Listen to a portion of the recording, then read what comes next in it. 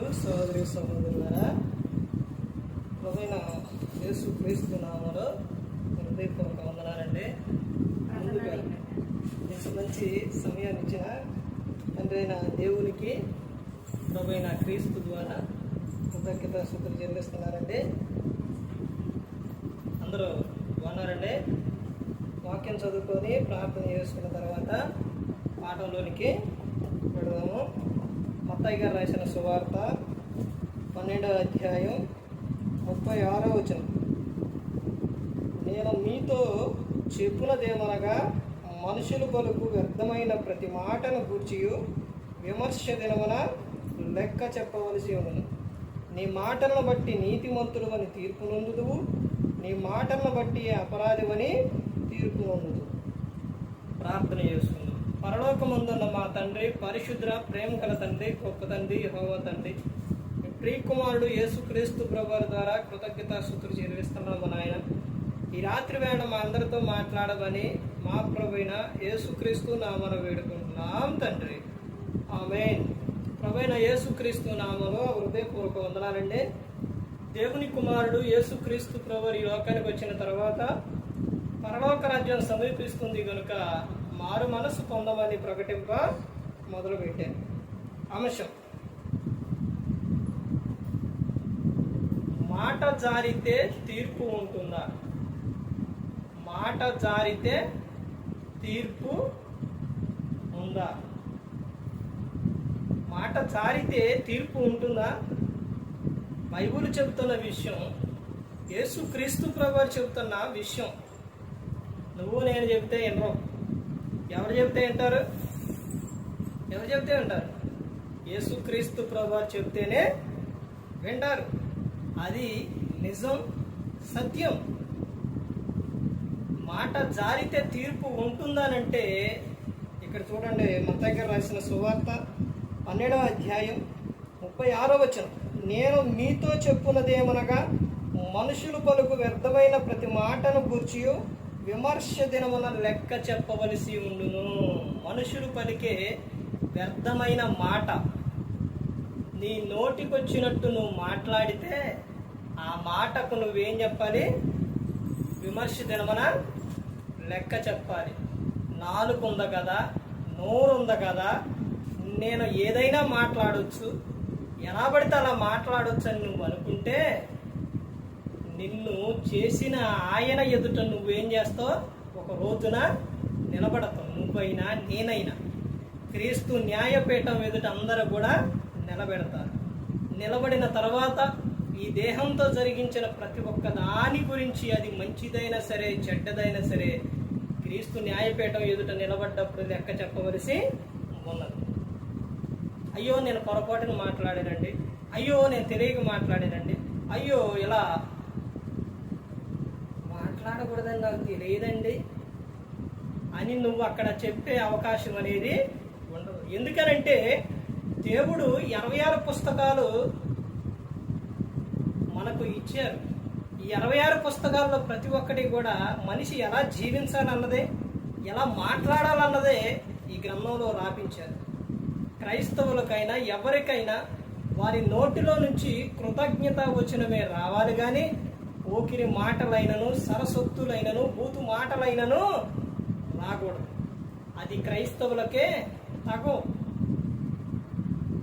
దేవుడు దేహంలోని చిన్న అవయవాలకే ఎక్కువ గణించిండండి. కన్నుకి, నాలుగు. మన దేహంలోని, మన దేహానికి దీపం ఏది? కన్ను. ఈ నాలుగు ఏం చేస్తుందో తెలుసండి? ఈ పాప ప్రపంచంలో ఈ శరీరానికే చిచ్చు పెడుతుంది. చిన్న నిప్పు రవ్వ ఆ అడవిని ఎలాగైతే తగలబెడుతుందో చిన్న నిప్పు రవ్వ, అలాగే మన దేహంలో ఉన్న చిన్న నాలుక మన దేహానికి ఏం చేస్తుంది? చిచ్చు పెడుతుంది, నరకానికి పంపిస్తుంది. ఈ నాలుగు విషయంలో చాలా జాగ్రత్త కలిగి ఉండాలండి. మనుషులు పలికే వ్యర్థమైన ప్రతి మాటను గూర్చి విమర్శ దినమున లెక్క చెప్పవలసి ఉన్నది. దేవుడు నీకు 24 గంటల సమయం ఇస్తే 24 గంటల్లో నువ్వు దేని గురించి ఎక్కువ మాట్లాడుతున్నావు, దేని గురించి నువ్వు చెబుతుండో ఒక్కసారి ఆలోచించు. చేసిన మేలుల గురించి కానీ, యేసుక్రీస్తు ప్రభువారి గురించి కానీ, పరలోకం గురించి కానీ, నరకం గురించి కానీ ఎప్పుడన్నా చెప్పావా? ఎప్పుడన్నా మాట్లాడుకున్నావా? వ్యర్థమైన ప్రతి మాట గురించి లెక్క చెప్పవలసి ఉన్నది. మాట్లాడే ప్రతి ఒక్క మాటకు కూడా తీర్పు అనేది ఉంది. క్రైస్తవులు ఎన్నిసార్లు వినుంటారండి మాట? క్రైస్తవులు ఎన్నిసార్లు వినుంటారు? చాలా సార్లు వినుంటారు. యామైద్దులే అనుకుంటున్నారు. ఒక రోజు అనేది ఉంది. ఆ రోజున నువ్వు దేవునికి లెక్క చెప్పాలి. మనల్ని చేసిన దేవుడు ఆకాశాన్ని, భూమిని సాక్షులుగా పెట్టారు. ఆకాశం ఆలకించు, భూమి చెవియొగ్గు అని సాక్షులు పెట్టారు. 139వ కీర్తనలో నువ్వు కూర్చుండుట, లేచుట, పడుకునుట మొత్తం కూడా నాకు తెలుసు అని చెబుతున్నారు. ఈ అంతరేంద్రియములను, మన దేహంలో ఉన్న ప్రతి ఒక్క అవయవాన్ని కూడా ఆయన పరిశీలనిస్తుండ. అది ప్రతి ఒక్కరు కూడా గమనించుకోవాలి. క్రైస్తవ కుటుంబంలోని పెద్దలుగా ఉన్నవారు ఎలాంటి తప్పులు చేస్తున్నారు అంటే, ఈ రోజున వాళ్ళ ఇష్టానుసారంగా మాట్లాడేస్తున్నారు. ఎలా పడితే అలా మాట్లాడేస్తున్నారు. చిన్న పిల్లల ముందు, లేకపోతే ఇంకెవరన్నా ఉన్నారని ఆలోచించకుండా ఎలా పడితే అలా మాట్లాడేస్తున్నారు. అలా మాట్లాడినప్పుడు ఏం జరుగుతుంది? అక్కడ ఏం చెబుతున్నారో చూడండి కింద. నీ మాటలను బట్టి నీతిమంతుడు అని తీర్పునందుకు, నీ మాటలను బట్టి అపరాధమని తీర్పునందుకు. ఇక్కడ రెండు విషయాలు ఉన్నాయి. రెండు విషయాలు ఏంటంటే, దేవుడు నీకు ఈ లోకంలోనే నువ్వు మాట్లాడే మాటలకే ఏంటి మాటలు, ఏంటి వీళ్ళు ఎలా మాట్లాడతారని ప్రజలకు గన నిన్ను అప్పగించేస్తే వాళ్ళే నిన్ను ఏం చేస్తారు? పలానా వ్యక్తి, పలానా ఆమె ఎలాంటి ఆమె, పలా ఆయన ఎలాంటి ఆయన, అన్ని బూతు మాటలేనా, అని మాట్లాడుకుంటారు. ఆ తర్వాత నీకు తీర్పు అనేది లోకం విడిచిన తర్వాత తీర్పు ఉండిద్ది. మా మనుషులు పలికే ప్రతి ఒక్క మాట వ్యర్థమైన మాట గురించి చాలా జాగ్రత్త కలిగి ఉండాలండి. ఎలా మాట్లాడుతున్నారో ప్రతి ఒక్కరు కూడా తెలుసుకోవాలి. నీకు తెలుసు ఇలా మాట్లాడితే తప్పు, ఇలా మాట్లాడితే ఇది చెప్పకూడదు, ఇలా మాట్లాడకూడదు, ఇలా గట్టిగా అరవకూడదు, లేకపోతే గట్టిగా ఇలాంటి విధంగా చేయకూడదని క్రైస్తవులకు తెలుసు. యేసుక్రీస్తు ప్రభువారు ఇక్కడ ఉన్నప్పుడు ఆయన కేకలు పెట్టల, ఆయన అరవలేదు, ఆయన శబ్దంతో బయటికి వినపడలా. అంత ఓర్పు సహనం యేసుక్రీస్తు ప్రభువారు కలిగి ఉన్నారు. వాక్యం అంటే ఈ రోజున క్రైస్తవులకి విలువ లేదు. దేవుని మాట అంటే లెక్కలేదు. బైబిల్ గ్రంథంలోని ఒక వ్యక్తి రాజు ఉన్నాడు.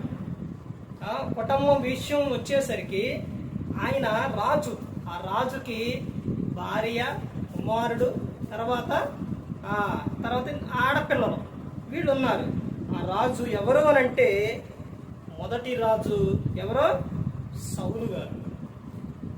సౌలు గారు చేసిన ఒక తప్పుకి పిల్లల మీద పడ్డ ఒక ప్రభావం ఏం పడ్డదండి?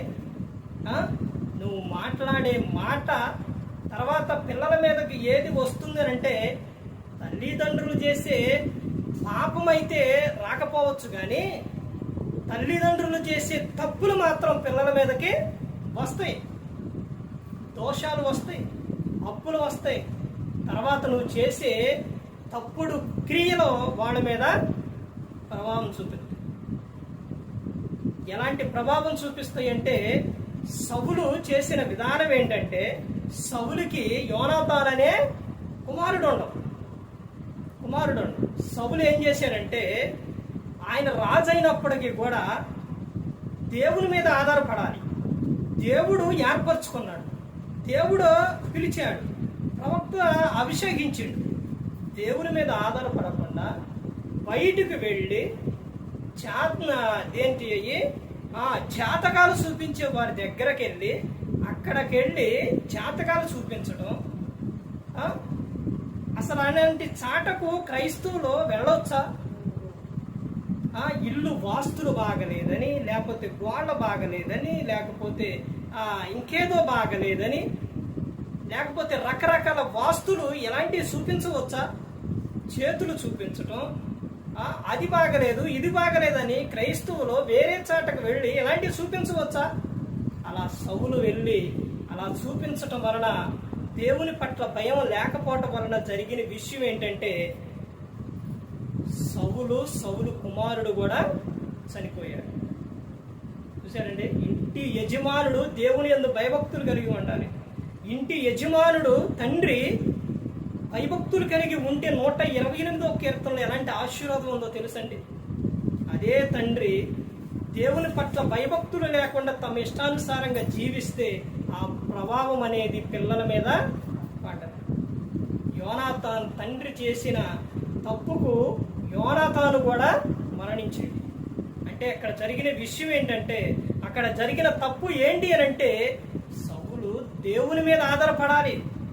దావీదు గారి విషయం వచ్చేసరికి దావీదు గారు దేవుని మీద ఆధారపడ్డాడు. ప్రతి ఒక్కటి కూడా ఆయన కుమారుడు సొలొమోను రాజు అయ్యిండు. తర్వాత దేవుడు ఆ సొలొమోనుకి జ్ఞానం ఇచ్చిండు. తర్వాత ప్రతి ఒక్క విషయంలో ఎవరైనా సరే దేవుని మీద ఆధారపడాలండి. నీకేదైనా నీ గృహంలో సమస్య ఉన్నా, లేకపోతే ఏదైనా ఒక కీడు జరిగినా, ఏదైనా కానీ నువ్వు దేవుని వైపు చూడాలి. ఇప్పుడు యాకోబు గారు యోసేపు గారు యోసేపు ఉండండి, తెలుసా వీళ్ళిద్దరు వింటున్నారండి? ఎవరు కుమారుడు వీళ్ళు? ఎవరు కుమారుడు మర్చిపోయారా? యాకోబు యోసేపు ఎవరు కుమారులు? ఇస్సాకు కుమారులు.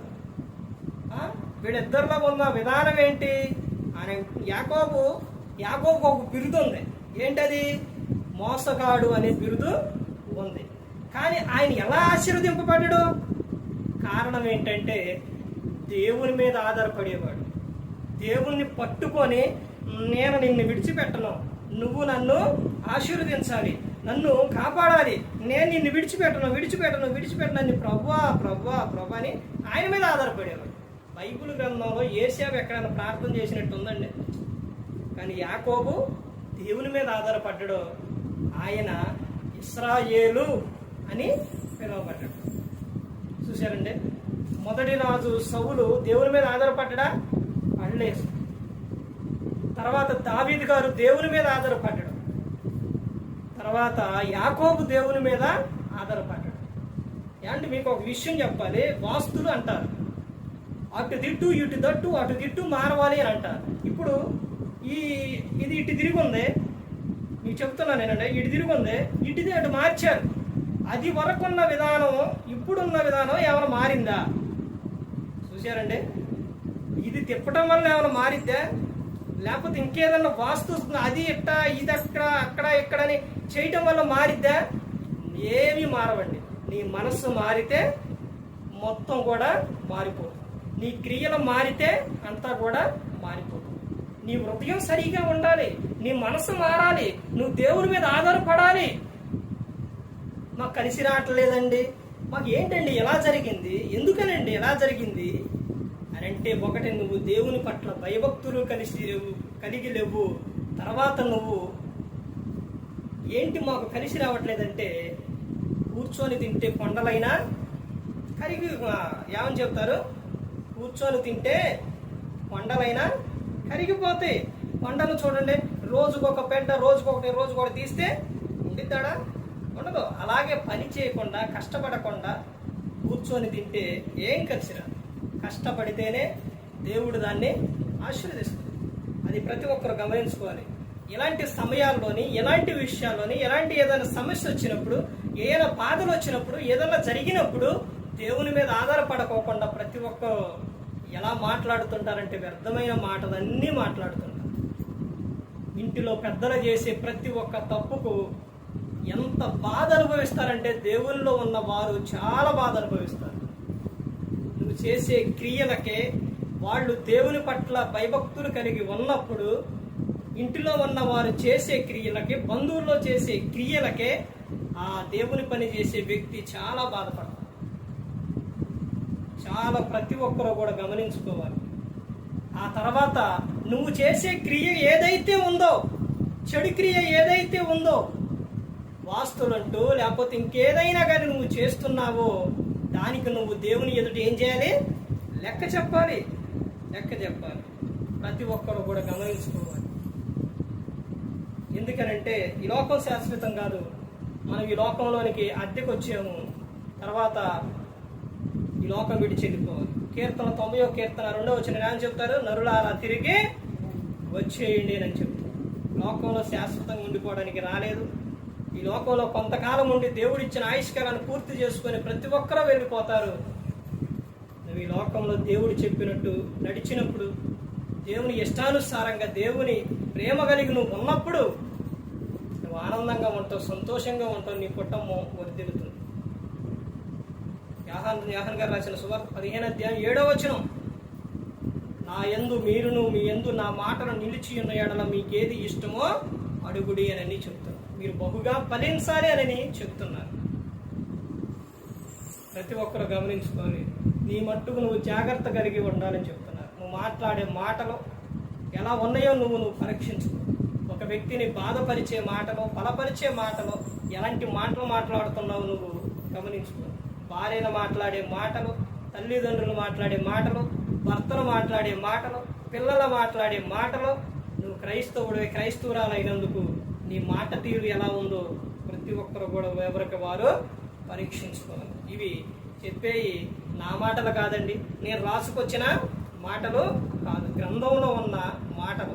నా గురించే చెప్తున్నారండి, మా గురించే చెప్తున్నారు.